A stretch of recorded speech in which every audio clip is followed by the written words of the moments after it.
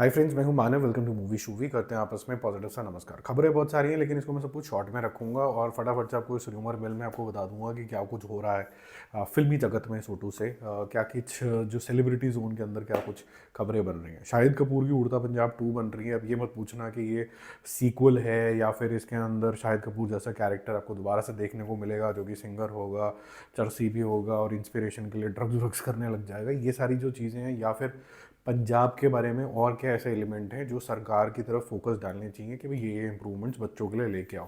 तो उड़ता पंजाब 2 की जो आगे जाने वाली है, क्योंकि ये ओरिजिनल स्क्रिप्ट होगी तो शायद शाहिद कपूर का जो लेवल लगा हुआ है कि रीमेक्स ही करता है भाई, तो ये सब निकल जाएगा और he is a good actor, तो इसको जो इसका ड्यू है वो भी मिल जाएगा। बाकी आगे चलते हैं सेकंड नंबर पे, क्योंकि सिकंदर की बहुत इंपॉर्टेंट बात करनी है हमें। एवेंजर्स, ये 2 मूवीज़ आ रही हैं। डूम्सडे जो कि 2026 में आएगी मई में, और फिर आएगी सीक्रेट वॉर्स जो कि 7 मई को 2027 को आएगी। तो अभी टाइम है, लेकिन इनके जो रन टाइम है 2.5 घंटे एंड 3 घंटे का रखा गया। मतलब सीक्रेट वॉर्स 3 घंटे की होगी और डूम्सडे जो 2.5 आवर्स का होगा। अभी तक इसको लेके कोई बहुत ज़्यादा एक्साइटमेंट नहीं आई है, क्योंकि जो हमारे पसंदीदा जो जिसे कहते हैं ना लार्जर फैन बेस वाले जो हीरोज़ हैं, वो अभी तक इसके अंदर दिखे नहीं हैं। तो हम थोड़े से जो हैं कंफ्यूज हैं इसको लेके कि कितना चमकेगा कि नहीं चमकेगा, और क्या उतने ही बिलियंस ऑफ डॉलर्स ये लेके आ पाएगा जो एवेंजर्स एंड गेम लेके आ पाएगा। अब अच्छी चीज़ तो ये है कि रूसो ब्रदर्स ही इसको बना रहे हैं दोनों को, तो शायद उस तरीके का चार्म लेके आ जाए। लेकिन चार्म सिर्फ डायरेक्टर का नहीं, एक्टर्स का भी होता है। तो वो वही वाले एक्टर्स, वही वाला चार्म वापस आएगा कि नहीं आएगा, और वो जो कंटिन्यूएशन थी जो एंड गेम तक गई, वो यहाँ कैसे आएगी अभी तक समझ में नहीं आ रहा है। जो कॉमिक्स पढ़ते हैं बहुत ज़्यादा, उनको शायद कुछ पता हो कि इसमें क्या होने वाला है, बट सारी दुनिया कॉमिक्स नहीं पढ़ती। एज अ लेमैन हमें बात करनी ज़रूरी है।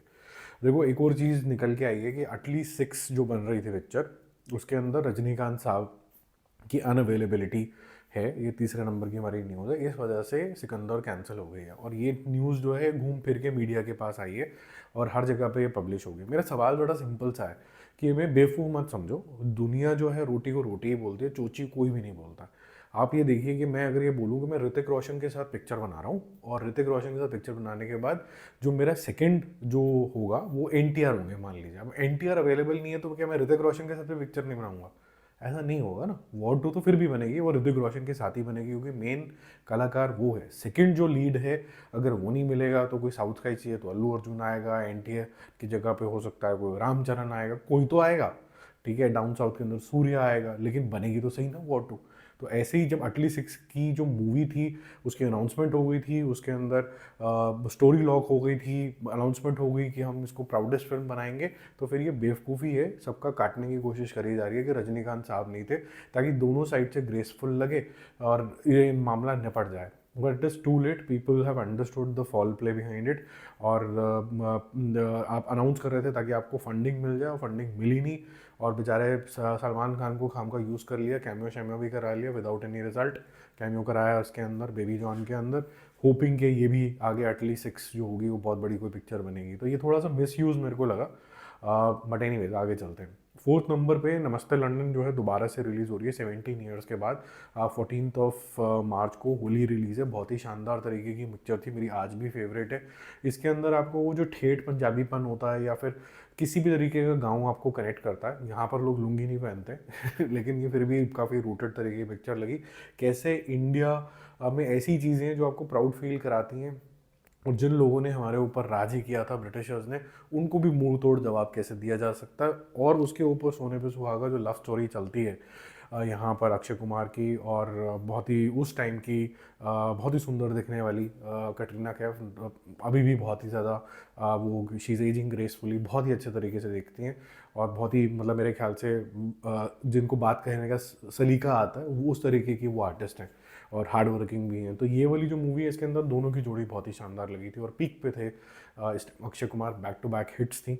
तो ये 17 ईयर वाला जो चार्म है दोबारा आने वाला है। फिफ्थ नंबर पे मार्को का जो टीवी प्रीमियर है वो कैंसिल हो गया। क्या ये ठीक है या गलत है? मेरा ओपिनियन ये है कि ये गलत ही है भाई।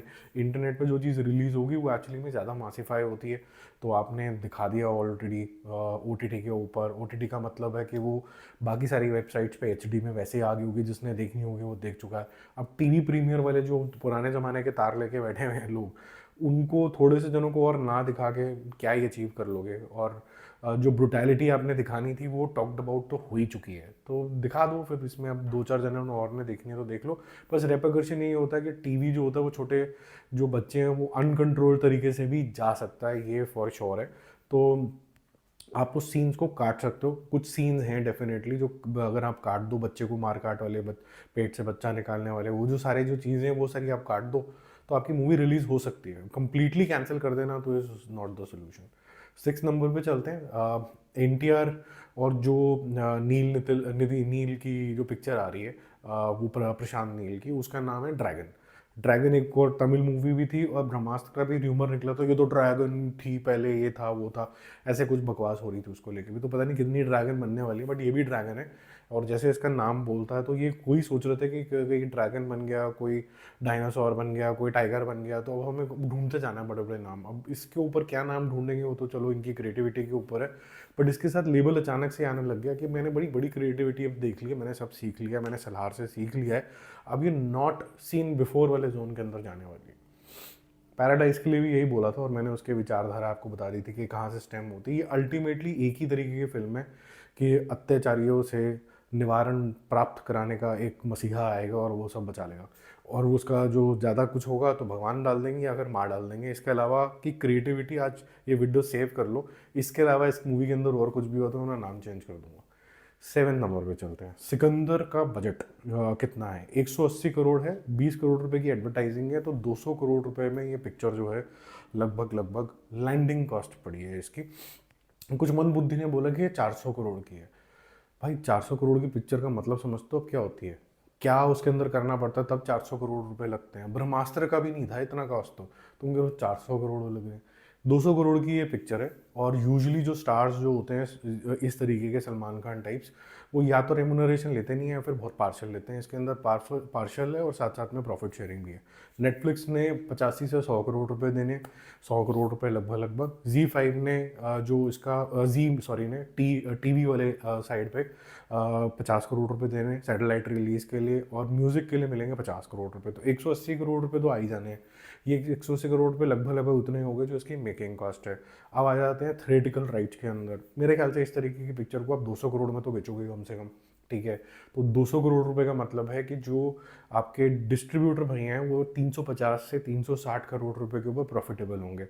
और सलमान खान की पिक्चर अगर 450-500 करोड़ नहीं करती है तो आपको थोड़ी डिसअपॉइंटमेंट ही होती है। तो अगर ये 350 करोड़ रुपए क्रॉस कर लेती है तो डिस्ट्रीब्यूटर के लिए प्रॉफिटेबल हो जाएगा। आई एम होपिंग, क्योंकि ये न्यूज़ अभी बाहर नहीं आई है और इसके मैथमेटिक्स भी बहुत अर्ली हैं बताना, कि 200 करोड़ में डिस्ट्रीब्यूटर को बिकेगी, ठीक है। तो 350 के आसपास का कुछ मामला बनेगा, ठीक है। तो अदरवाइज अभी जिस तरीके के मैथ्स इसके बन रहे हैं अचीवेबल लग रहा है। आपको याद होगा कि टाइगर 3 भी अच्छा खासा बिजनेस कर गई थी, जितनी भी नेगेटिविटी उसके अलावा भी। 8 नंबर पे चलते हैं। ज़िंदगी मिलेगी ना दोबारा आ रही है। ये एक नया टैक्टिक्स आया कि कोई जो आपकी बहुत ही ग्लोरीफाइड मूवी हो, एंटिसिपेटेड मूवी हो, उसको पकड़ लो और आप कहीं ना कुछ उसकी ऐड बना दो। तो यासा आइलैंड के अंदर ये सारे कैरेक्टर जो हैं, ऋतिक रोशन का ले लीजिए, फरहान अख्तर का ले लीजिए, अभय देओल का ले लीजिए, वो सेम ही अटायर के अंदर, सेम ही बैकग्राउंड के अंदर, सेम ही वो ओपन कार के अंदर गप मार रहे होते हैं, और आपको ऐसे जेन्युइनली लगता है कि वो ज़िंदगी मिले ना दोबारा के ही डायलॉग मार रहे हैं। But this time situation different है। इस टाइम ऋतिक रोशन जो है वो ज़्यादा नॉटी हुए हैं और वो अपना पूरा बदला लेगा कि मेरा फ़ोन तुमने फेंक दिया था। तो ये काफ़ी स्वीट सी ऐड लगी, और इसका पार्ट 1 है, इसके और कट्स आएंगे। और मुझे ऐसा लगा कि यार ये मूवी इतने लोगों के करीब है बिकॉज ऑफ इट्स कैरेक्टर, वो इतने अच्छे लिखे गए हैं। तो अब वो आप उसको रोड ट्रिप बना दो, चाहे उसको आप कोई और तरीके की ट्रिप बना दो, कोई प्लेन में कहीं पहुंचा दो, या इन कैरेक्टर्स को देखना चाहते हैं दोबारा से, तो मेरे ख्याल से तो ज़िंदगी मिलेगी ना दोबारा 2 को डेफिनेटली कंसिडर करना चाहिए। 9 नंबर पे जाते जाते वेरी क्विकली, रणवीर अलाहाबादिया को सुप्रीम कोर्ट ने बोल दिया कि ठीक है भैया, माफ़ी शाफ़ी मांगो, और दूसरी बात ये जो तुमने किया ये तो है ही घिनौना काम, लेकिन आप पॉडकास्ट शुरू कर लो अपना, और ये स्लीजी काम दोबारा मत करना, ऐसे रिटर्न में मुझे लिख के दो। तो वो लिख के दे दिया है, उसका पॉडकास्ट अब दोबारा से आना शुरू हो जाएगा, which is good. He should resume work. और अभी फ़िलहाल के लिए जो गैप आता है, ये एक मेरे ख्याल से अपने आप में काफ़ी बड़ी सीख होती है, और जब मैटर कोर्ट वगैरह में चला जाता है तो फिर आप यही समझते हैं कि भाई चलो फुल स्टॉप लगा देना चाहिए ऐसी बदतमीजियों को। बाकी हम जल्दी मिलते हैं रिव्यूज़ अपडेट के साथ। Stay connected, bye bye.